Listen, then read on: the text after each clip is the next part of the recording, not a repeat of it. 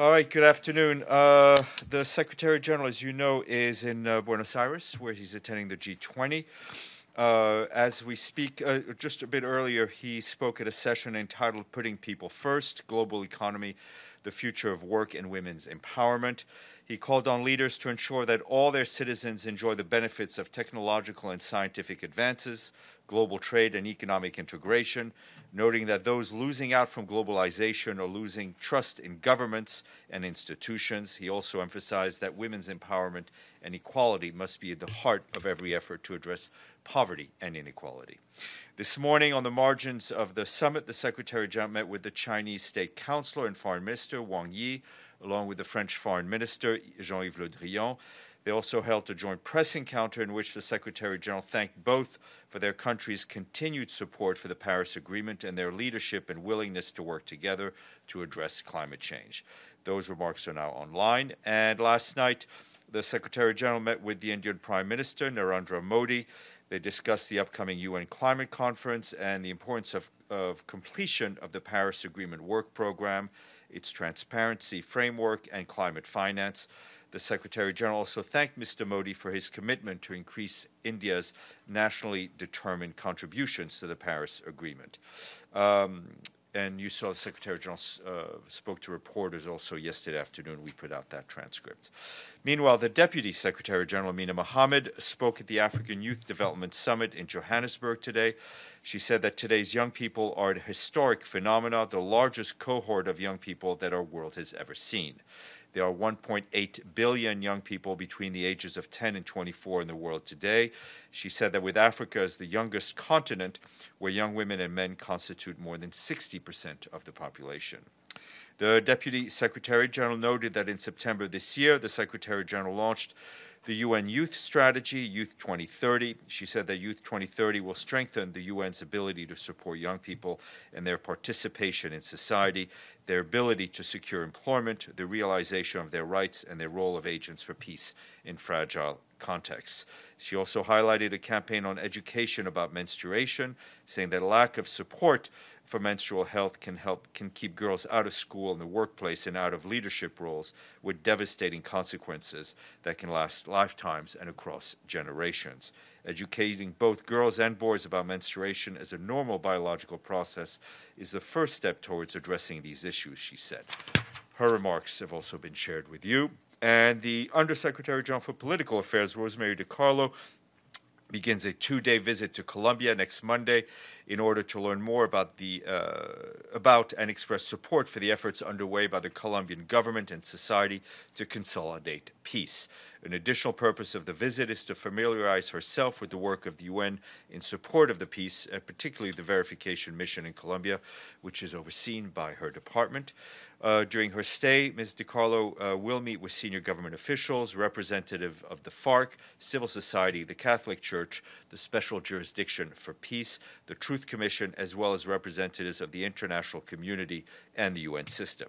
She will also travel to one of the territorial areas for training and reintegration of former combatants. And at the end of a visit to Aden and Sana'a, the Assistant Secretary General for Human Rights, Andrew Gilmore, urged the warring parties in Yemen to do absolutely everything humanly possible to prevent renewed fighting in the port city of Hodeidah. Renewed fighting would plunge millions more of Yemenis into even deeper crisis and could contribute to what may turn out to be a massive famine, he said. Mr. Gilmore also underlined the utter unacceptability of any party to a conflict to deliberately create massive humanitarian suffering as a tactic of war and urged the immediate removal of restrictions on delivery of emergency food and medical supplies.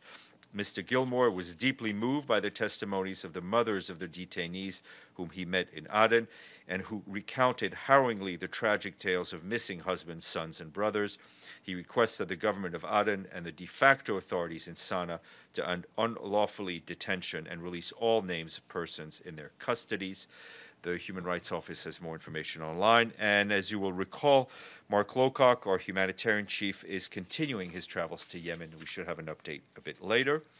Turning to Syria, our humanitarian colleagues continue to receive disturbing reports of airstrikes harming the civilian population in Deir ez-Zor Governorate. Yesterday, airstrikes reportedly hit a field hospital in the area, killing and injuring scores of civilians, including women and children and medical staff. Airstrikes also reportedly hit the prison of Al-Kashma village near Deir ez-Zor on the 28th, killing and injuring prisoners and civilians. We remind all parties to this conflict of their obligation under international humanitarian law to protect civilians, including medical workers. Targeting medical facilities and other civilian infrastructures is unacceptable and prohibited under international law. The UN mission in the Central African Republic tells us that peacekeepers are conducting patrols in Batafango in Wam Prefecture, where violence triggered displacements of civilians to a nearby peacekeeping temporary operating base and the Doctors Without Borders hospital. The mission also reinforced its presence in the town to protect civilians after recent clashes between anti-Balaka and ex-Seleka members. And in Alindao, in Lower Koto Prefecture, the mission deployed additional peacekeepers today to protect civilians after recent violence and clashes between anti-Balaka and ex-Seleka members. The situation is reported calm. And yesterday I was asked about money and percentages. I'm happy to tell you that as of yesterday, the amount received to the regular budget during 2018 represents 97.8% of the amount assessed. While we do give credit publicly to those members who have paid their budget dues in full, many others are paying in tranches of varying sizes. And on press briefings, of course, after you're done with me, you'll hear from Monica on behalf of the PGA. And on Monday at 11 o'clock, there'll be a press briefing on the occasion of the International Day of Persons with Disabilities. The speakers will include the Assistant Secretary General for Human Resources, Marta Elena Lopez, the Chief Information Technology Officer, Atafe Riazi, and the actor Daryl Mitchell of the TV series NCIS New Orleans. I'll get with you in 2 seconds. And at 12:30, after you hear from both Monica and myself, the President's Security Council for the month of December, Ambassador Léon Adom of Côte d'Ivoire will be here to gladly brief you on the program of work. What? Monday. He will brief you on Monday. James. The UN High Commissioner for Human Rights, Michelle Bachelet, has said she believes that given there is no progress so far with the Saudi investigation or the Turkish investigation, it's now time for the UN to set up its own investigation into the death of Jamal Khashoggi, and she says she's asked the Secretary-General to look at the best methods. Is the Secretary-General now going to set up an investigation? The Secretary-General's position remains unchanged. I think he addressed it to you on Thursday during his press stakeout. He wants to know the truth. Our position remains that we do need a legal a mandate from a legislative body, and of course also a request, or at least a request from a member state that has not come. And just to be clear, those conditions and requirements you've made, those two requirements, those are legal conditions, or are they just things that the Secretary General thinks he needs as political cover in case the Saudis object? Sometimes I think at the UN it's hard to separate the two. It's the Secretary General's positions, and it remains. The reason I'm asking, I'm asking is you'll remember 2016, the previous Secretary General Ban Ki-moon and the Children in Armed Conflict blacklist. He put the Saudi-led coalition on the list. The Saudis then threatened to pull out humanitarian funding, so he took them off the list. Is the Secretary General worried about Saudi threats? The Secretary General would like to see the truth, and he would expect every member state to continue to cooperate with this organization, and every member state to continue to honor the pledges it's made of this organization. And he'll keep human rights concerns like this completely separate from political ones? The Secretary General, there are three pillars to the UN's work: development, human rights, and peace and security, and all three are treated equally. Madame, hold on, I'll get back to you. Thank you, Stephane. Follow up on James' question. If you could clarify a little bit more, does the UN need an official request for this legislative body to be set up to launch an investigation? What does the UN need for the legislative body? we would need, I think as we've said before, we would need a mandate from a legislative body. Is that the only way for the UN to... That's what I'm telling you now. Edie. Thank you, Steph. On further meetings of the Secretary General in Buenos Aires, does he intend to meet with the Crown Prince of Saudi Arabia, and who else is on the agenda for his meeting? That meeting is, I think, is still to be confirmed. I think the Secretary General addressed that very clearly on Thursday, and also I think yesterday in the press conference. Off the top of my head, I know the meeting is obviously confirmed is with the President of Argentina, Mr. Macri. There'll be other bilaterals, but as always, these summits are in a state of flux when they start. As the meetings happen, we will be issuing readouts. Yeah, and then we'll go to Fenty. About the meeting, and is a meeting with President of Russia, Putin, is in the agenda? As I said, well, when things are, as things go, we'll confirm them. The reason is the Sidi Mistura expressed his frustration about Astana. I think if you go back to what Mr. Mistura said yesterday, he didn't express frustration about Astana per se, because he was very thankful for the latest meeting. For what. Sorry. Thank you. Soon enough, you'll be able to take my place. I may pay you to take my place. He did not express frustration with Astana per se. He was very thankful for the progress that had been made on Idlib and de-escalation. What he expresses frustration on is the side meeting, where he saw no progress on the issue of the Constitutional Committee. This has been 10 months he's been trying to, about the Constitutional Committee. Will the SG himself have a role up to December, the deadline to... The Secretary General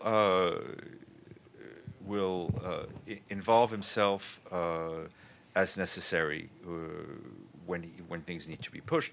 But he has, since he's come into office, often raised Syria directly with world leaders in effort to back the efforts of his special envoy. Fethi. Thank you, Steph. I was going to ask about the Secretary General's schedule, but you already answered it. So if you allow me, you said that the UN cannot undertake the investigation, the Khashoggi killing, unless there is an authorization from a legislative body. Would the UN Human Rights Council in Geneva be considered a legislative body that can issue such mandate? I'm violating my own rules here by not talking about hypotheticals, and I fear that everything I say can and will be used. My question is about the UN Human Rights Council. Let me answer you. I think if you look, the Human Rights Council has put forth over the years a number of boards of inquiries or investigations. So I think that should answer your question. Mr. Barada. Thank you. Two questions and one follow-up thereafter. So what's impeding an official announcement for the Yemen talks thus far? Although we hear reports that it is happening on the 4th and the 5th in Sweden. Also, on the Western Sahara talks, there have been some initiatives from both Morocco, calling for a meeting with Algeria, and Algeria, on the other hand, called for a meeting for the Arab Maghreb Union. What's the UN position from those initiatives? Okay, on Yemen, I think the Secretary General has been clear that we are trying to do whatever we can, and we're working hard, especially his envoy, Mr. Griffiths, in trying to ensure that the talks can begin before the end of the year. We're hearing a lot of reports about when the talks will start. I would encourage you to wait for us to actually announce, either myself or Mr. Griffiths' team. So there are no dates to announce as of yet, but just as a logistical support, we've been informed that the Foreign Ministry in Sweden is helping journalists with accreditation and other logistical arrangement, so people can be pre-registered with the understanding that there is no official date set yet, but we're working hard to do that. But I think expectations need to be realistic. And you had asked me something else. The latest initiative from Algeria to calling for a meeting for the Arab Maghreb Union. Is there a position from the United Nations about this? I think I answered that earlier, and I would refer you to my earlier statement. James. Sorry to come back to the same subject, but I do need some clarification, because you have said today that you require a mandate from a legislative body. Right. You, in the past, have referred us to the Benazir Bhutto inquiry. And there seems to me to be a difference. In one case, the Secretary-General decided to set up an inquiry and inform the Security Council, a legislative body. Is it that, or is it that the Secretary-General will not do this until he's told to do it by a legislative body? It seems a bit unclear. It's unclear because nothing has yet happened. Okay. In the case people, including the Human Rights Commission, want something to happen. I fully understand, and the Secretary General and people around him want to have the truth elaborated in this egregious case. Now that I've answered your question, I've lost my train of thought. In the Benazir Bhutto case, there was a request from Pakistan. The Secretary General then consulted with the Security Council. There was an exchange of letter, which clearly showed the Security Council support. We are talking hypotheticals here, so we have not yet received a request from any country, and we have not received a mandate from a legislative body. Yes, ma'am. Thank you. I'm here with another issue because we are almost 1 week and we are 9 days away from the global pact of the conference for the global pact of migration in Marrakesh. Mm-hmm. And my question is specifically about the Secretary General's position on so many countries not tending to adapt it. And first of all, is he going to be there? And what is the message before that happens? Thinking about his history as a High Commissioner for the Refugees. We've not yet announced a trip, but I think, and we'll have to wait for the official announcement. But it'd be no surprise to see the Secretary General in Marrakesh. I think what is regrettable, as we've seen, is a number of countries walking away from what was agreed already here in New York when the pact was adopted.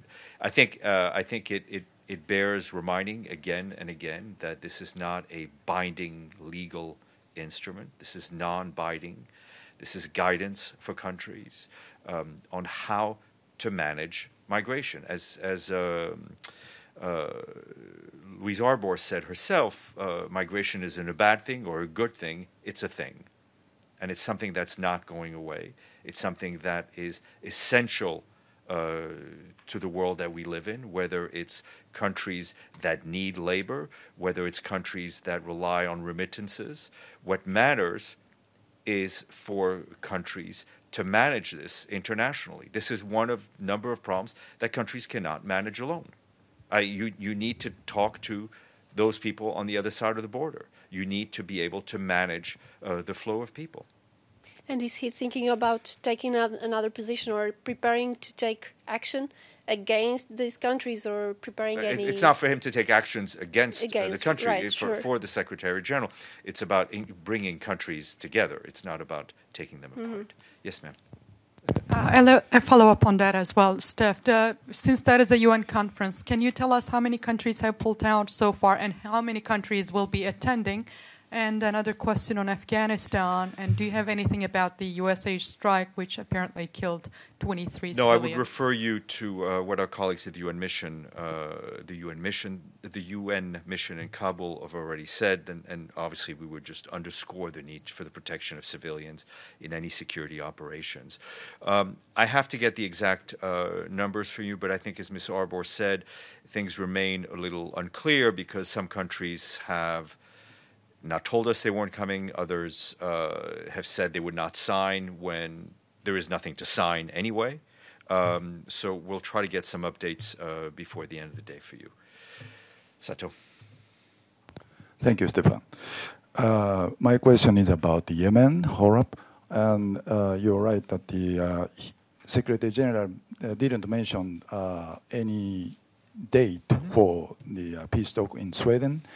But yes, yesterday that he in Buenos Aires encountering to the media, he talked about the same thing. So can you clarify on the same occasion, Secretary General did the talk about the reason why he can't set the meeting? Mm-hmm. There is some obstacles that still need they are still needed in Spanish. Mm-hmm.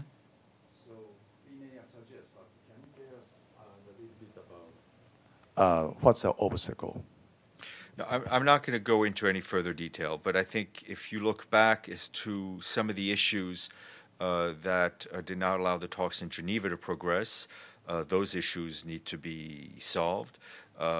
This is a very complex meeting to put together with the various parties, and I think until everything is lined up, we will not be announcing an official start. Yes, sir. Yes, Stephane, about Syria, U.S. has announced that it was setting up new observation posts, military observation posts along Syria-Turkey border. Do you have any comments about that? No. Thank you. Happy Friday, and we will see you next week. And Monica, you're up. Thank you.